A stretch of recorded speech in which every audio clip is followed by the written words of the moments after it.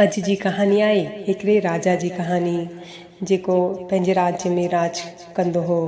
उमिरि बि थी वई हुई पर राजा ॾाढो ख़ुशी सां पंहिंजो राज्य हलाए रहियो हो। हिकिड़ो दफ़ो ॻाल्हि ॿुधे थो कि राज्य में तमाशे वारा आया आहिनि, जंहिंमें हिकिड़ी नर्तकी आहे जेको ॾाढो सुठो नृत्य कंदी आहे। राजा खे बि दिलि में थिए थो छो न हुनखे राजमहल में घुरायूं ऐं हुनजो नृत्य जो आनंद वठूं। करे हुननि खे राजमहल में आमंत्रित था कनि, सॼे राज्य खे बि आमंत्रित था कनि। हुन सां गॾु गॾु जेके हिन जा गुरु हुआ वन में तपस्या कंदा हुआ हुननि खे बि आमंत्रण मोकिलनि था। हू बि राजा जो आमंत्रण स्वीकार करे राजमहल में अचनि था। राति थिए थी, कार्यक्रम चालू थो थिए। राजा पंहिंजे गुरु जे अॻियां अशर्फियुनि जो थाल रखे थो ऐं चए थो जॾहिं बि तव्हांखे लॻे कि तव्हांखे हिनखे इनाम ॾियणो आहे त तव्हां हिनखे इनाम ॾिजो। नृत्य चालू थो थिए, सभु ॾाढो आनंद सां नृत्य ॾिसनि पिया। राति निबरंदी पई वञे, सुबुह जा 4 साढा 4 था थियनि। नृत्यकी जी नज़र तबले वारे ते थी पए कि हुनखे निंड पई अचे। हू सोचे थी हाणे थोरो ई समय बाक़ी आहे, हिनखे निंड पई अचे। अगरि ही सुम्ही पियो त ईअं न कि राजा हुनखे कुझु दंड ॾिए। त हू गानो ॻाए थी, ॾाढी वई थोरी रही पल जे लाइ छो तो कलंक खणी। इहो ॿुधी करे जेके गुरु वेठा हुआ हुननि अशर्फियुनि जो सॼो थाल हुन नर्तकी जे अॻियां ॾेई छॾियऊं। राजा थोरो वैरो थो थिए कि ही छा थियो, एॾी देरि खां तेरो कुझु कान थियो ऐं हींअर सॼो थाल गुरु हुन नर्तकी खे ॾेई छॾियो।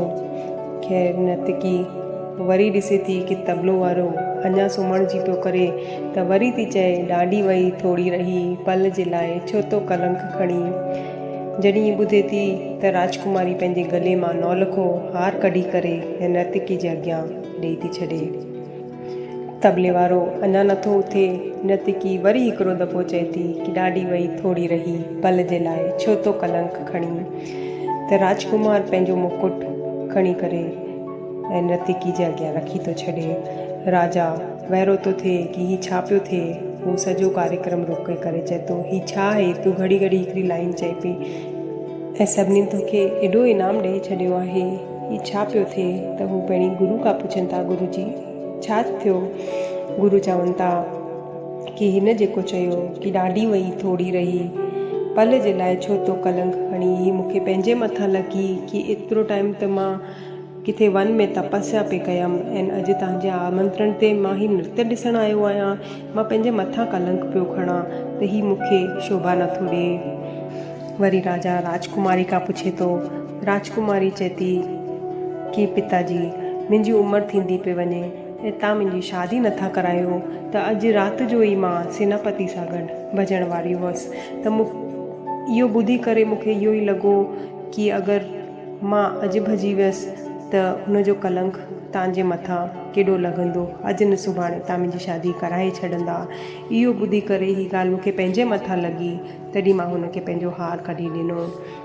ऐं पोइ राजकुमार खां पुछनि था त राजकुमार चए थो कि पिताजी हाणे राज्य करण जो समय मुंहिंजो हो पर तव्हां राजगद्दी ते मूंखे न पे विहारियो त अॼु राति जो ई मां तव्हांखे मारण जी सोचमि पे। पोइ ही लाइन ॿुधी करे मूंखे ईअं लॻो कि अॼु न सुभाणे ही राज्य मूंखे मिली ई वेंदो त मां पंहिंजे मथां ही कलंक छो खणा। इहो ॿुधी करे ही लाइन मूंखे पंहिंजे मथां लॻी, तॾहिं मूं पंहिंजो मुकुट खणी रखियो। अखियूं खुलनि थियूं, सभिनीनि खां पहिरीं राजगद्दी ते पंहिंजे पुट खे विहारे करे हुनजो राज्याभिषेक थो करे। हुन खां पोइ पंहिंजी धीअ जी शादी कराए ऐं गुरु खे चए थो कि हाणे मां बि तव्हां सां गॾु हली करे ऐं वन में तपस्या कंदसि। त इहो ई आहे कि ॾाढी वई थोरी रही पल जे लाइ छो था कलंक खणो। कहिड़ो बि कमु करो तमामु सोचे सम्झे करो। जय झूलेलाल। अगरि कहानी पसंदि आई हुजे त कहानी खे लाइक ऐं शेयर कयो, कमेंट करे ॿुधायो ऐं चैनल खे सब्सक्राइब कयो। जय झूलेलाल।